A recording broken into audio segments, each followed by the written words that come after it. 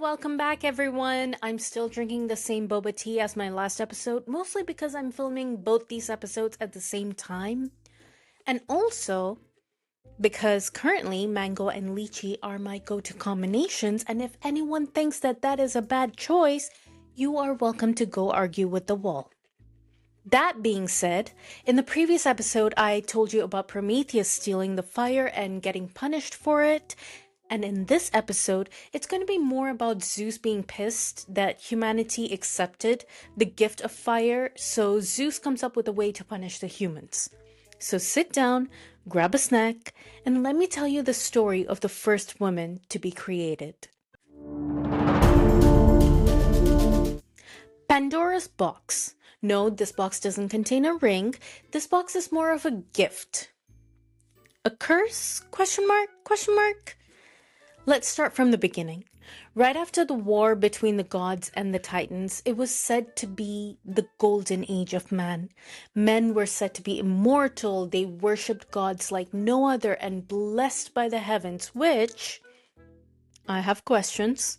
But after Prometheus stole the fire from Olympus and gave it to man, Zeus, the king of the Olympic gods, he was furious, completely insulted by the fact that humans now have the power of fire, and that resulted in Prometheus being subjected to a terrible, horrible, very bad, not good punishment, to put it lightly, which I told you about in the previous episode. But even after punishing Prometheus, though, Zeus was not satisfied. He was utterly insulted by the fact that Prometheus was able to steal the fire from him in the first place, but he was even more insulted that man accepted the gift of fire. So, Zeus comes up with a plan. He decides to have Pandora created as a punishment for man.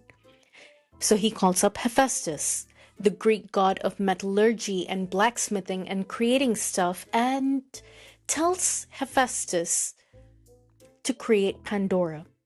So Hephaestus does. He starts molding Pandora from clay, then Aphrodite comes in and gifts Pandora immense beauty. Once she's done, Athena comes in and teaches Pandora how to weave and other fine skills. Hermes comes in, he looks at her and goes, "We need you to be more cunning," so he gifts Pandora the gift of being cunning and have a crafty mind. And then he names her Pandora, meaning all gifted. And for the final blow, Hera comes in and gifts Pandora extreme curiosity. When she's finally completely made, Zeus visits Epimetheus. Epimetheus is the brother of Prometheus, the guy that stole the fire from Olympus. And the thing is, Prometheus already knew Zeus was going to plan something to retaliate. He knew Zeus would not be satisfied with just punishing him, so he goes to his brother, Epimetheus, and warns him. He says to his brother, "Dude, listen, Zeus is already pissed off that I stole the fire from Olympus. He is big mad. He's going to be punishing me, but he's still going to be mad. And he's not going to let this go. So watch out for anything that Zeus is planning. Don't accept anything from Zeus, okay? Deal? Deal." But Zeus, when he goes to visit Epimetheus, he brings Pandora with him, and the minute Epimetheus lays his eyes on Pandora, he's gone.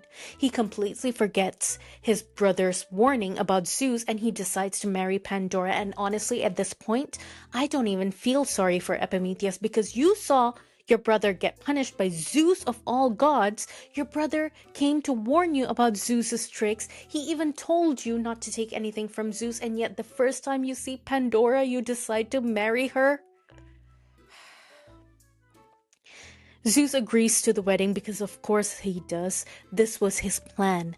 And as a part of the wedding gift, he gives the new couple a very intricately carved pithos, this large jar, and he tells the couple never ever open this jar. Ever. But you see, Hera gave Pandora the gift of curiosity, and it was so strong that every time Pandora would walk past the pithos, the jar, she would get this incredible urge to see what was inside it. And as the days went on, that curiosity only grew and grew until one fine day, Pandora's curiosity got the best of her. She opens the jar, and the moment she opens it, everything that was evil was released.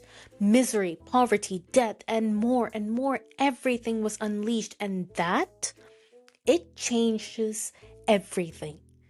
Man was no longer immortal. All the problems that escaped the Pythos, they were out in the world now. And women finally exist. Yay! The moment Pandora opened the Pythos and saw all bad was being released into the world, she quickly panicked and tries to close the jar, but before she could fully close it, one last thing escapes, and that was hope. It was said that this, hope escaping, is the reason why humanity right now can almost always see the silver linings even when there are dark days. Well, some say that hope flew out before the jar was shut, and that's why humanity can see the silver linings and find solace in the dark time. Some later versions of the story say that Pandora closed the jar the moment she realized all the bad was being released into the world, and so the only thing that was trapped in the jar was hope. And people interpret this version of events as saying hope remained within the jar as humanity's blessings. The story of Pandora's box was first written by the Greek poet Hesiod in his epic poem Theogony, and per the original poem, hope was still trapped within the jar. And because hope was in the jar in the first place and was still trapped in the original poem, that caused a bunch of debates on why hope was contained within a jar that was filled with evils. So the endless philosophical debate began on the question, is hope really a benefit for humanity or just another curse? Either way, all the stories essentially somehow place all the blame on Pandora for opening the box in the first place, which honestly I don't agree. She was made by the gods specifically for the purpose of tricking and punishing Epimetheus, because Zeus was not satisfied with how he punished Prometheus.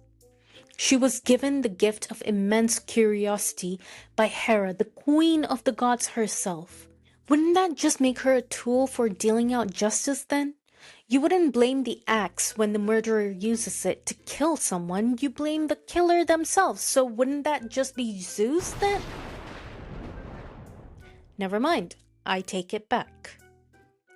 She was then taken to Epimetheus, and the moment Epimetheus takes a look at her, he accepts Pandora as Zeus's gift to him, even though his brother warned him not to trust Zeus. And it wasn't like Epimetheus was a mere mortal that needed to succumb to the whims of Zeus. He was a titan. You know what? Alright. All the art, the paintings, and some associated poems that depict the story originally put the blame on both Pandora and her husband Epimetheus. Those paintings, they're shown where Pandora and Epimetheus are sitting side by side. Sometimes the jar would be closer to Pandora, and in some paintings she has the jar on her lap.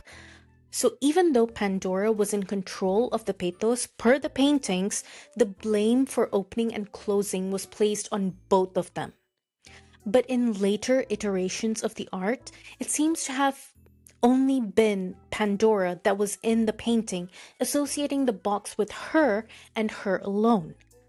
Either way, I think blaming Pandora for doing essentially what she was designed for is not exactly right. So many things should have gone right for us to even get there in the first place.